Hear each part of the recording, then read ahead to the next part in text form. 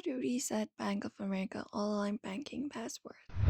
If you'd like to reset your online banking password for BOA, you may follow up these steps. So you can access their website, which is bankofamerica.com, and you should be finding this particular interface on your screen. Now, the next thing you need to do is access their login page, which should be in the top right corner, the login button, and tap on it, and you will be able to access it up like this.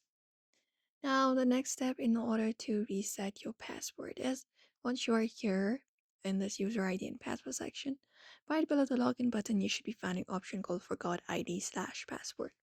So you may tap on that option and go ahead and tap on it. Now, here you need to follow up the process to reset your online banking password.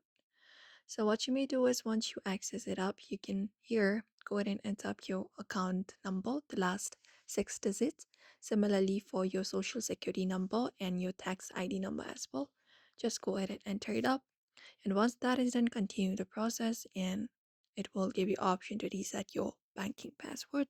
Just go ahead and providing the details and follow the instructions in order to do so. And that way you will be able to reset your Bank of America online banking password.